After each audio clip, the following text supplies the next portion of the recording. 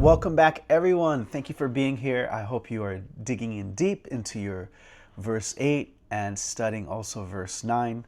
Verse 9, as we mentioned, verse 8, it's understanding the map, but verse 9 is traversing that map. What do the devotees do? What are the characteristics of devotees in practice?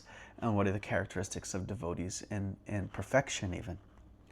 And so we have this beautiful verse. Machchitta madgata prana bodhayanta parasparam katayantascha chamam nityam tushanti cha ramanti cha. So what are the devotees doing? What are the activities? What's the internal and what's the external? And so you have this acronym BMW. So you have your body, your words, body, mind, and your words. And so you have what is your internal meditation, your expression, and your action. So you have your emotion, your expression, and your action. So your mind, your words is your expression, and your action, your body. And so this verse, you'll see that it starts off with mat chitta. The minds are always on mat, on me.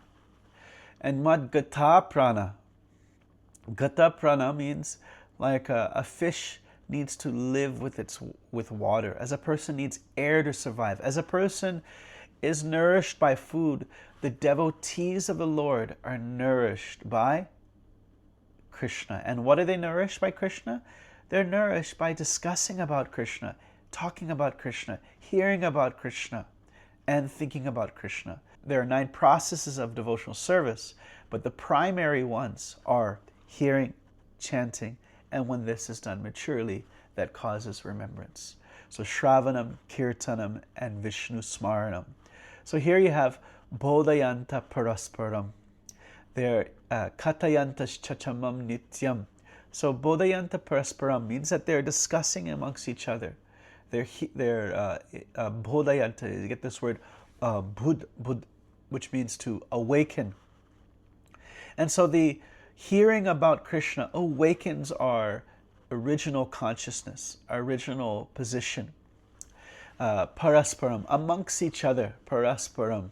So you can, even when you're practicing this verse, you can think of this parasparam, back and forth. It is an exchange. It is what you call sankirtan. It's something that we do together in exchange with each other. Katayantascha chamam nityam. This is something that is also done not just once a week, or it is nityam, it is done constantly by the devotees. And thus they become machchitta. They are always thinking about the Lord. And so why is the first verse, the first line, you have machchitta magata prana.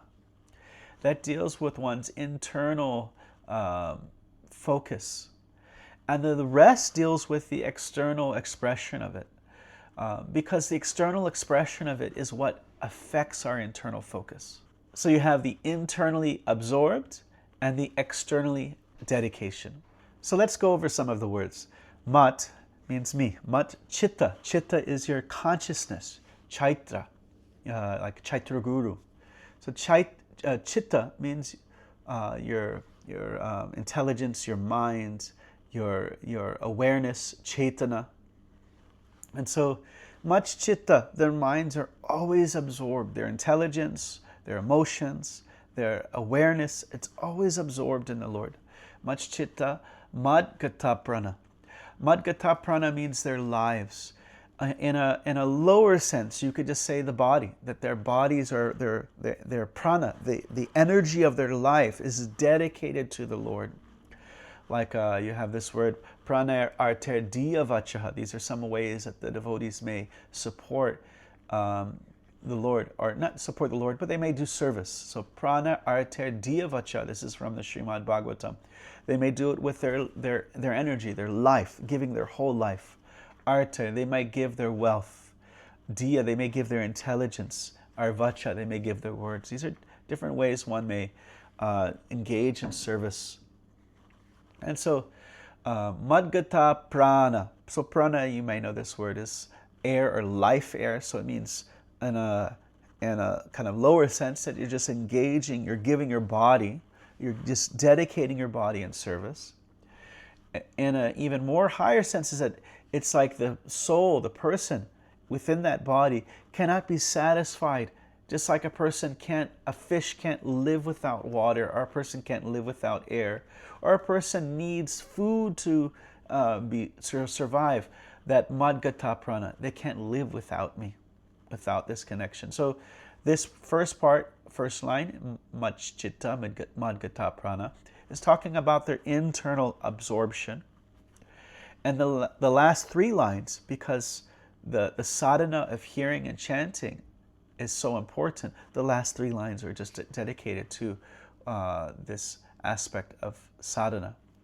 So bodhayanta, as I said, means to awaken. Parasparam, to discuss this is referring to the shravanam, to hearing. And katayanta means to speak. Katayantastamam nityam. They're speaking about me incessantly.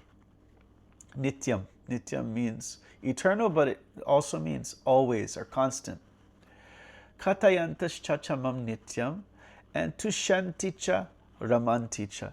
And so tushanti means to be completely satisfied, that the person is not chasing after anything. They're completely satisfied. Tushanticha ramanticha. So as I mentioned, tushanti is pleased, is deeply internally satisfied. But the bliss of the devotee doesn't stop there. So you have like this very famous verse, Atmaramas chamunayo nigranta api urukrame, that even if someone is fully satisfied, they become attracted to Krishna. Krishna is bringing it to a whole nother level. So that's the ramanti. So in the beginning stages, even at the beginning of stages of bhakti, the devotee becomes very, very satisfied. But in the end, he experiences ramanti, deep, overwhelming bliss in relationship with Krishna. And so Prabhupada, in the purport, he speaks about how this hearing and chanting and consequentially remembering, it nourishes the creeper of the small growing plant of bhakti, the bhakti lata bija, the plant of devotional service. And so he mentions that you can read about this in the Madhya Lila of the Chaitanya Charitamrita, I believe it was chapter 19. So this is something that is discussed in great detail as well in a book called Madhurya Kadambini by Vishwanath Chakravarti Thakur. Very, very cool book. A small book, but so detailed, so much information.